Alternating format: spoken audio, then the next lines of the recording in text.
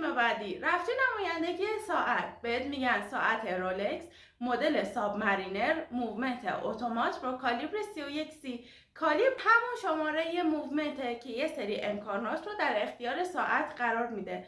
وقتی میگم موومنت ساعت کوارتزه یعنی باتری خوره، وقتی میگم موومنت ساعت مکانیکیه یعنی به صورت دستی شارژ میشه. شما با پیچوندن پیچ کراون کنار ساعت انرژی رو درون اون وارد میکنید، فنر اون رو ذخیره میکنه و از طریق چرخ دنده ها به سمت عقربه ها هدایت میکنه. و وقتی که میگم موتور ساعت اتوماته یعنی یه دونه قطعه به اسم روتور اون انرژی رو دریافت میکنه و دیگه نیاز نیست که شما به صورت دستی اون رو شارژ بکنید و فنر اون انرژی رو از طریق چرخ دنده ها به سمت عقربه انتقال میده. از این کامرامن هستیم، خیلی متشکرم.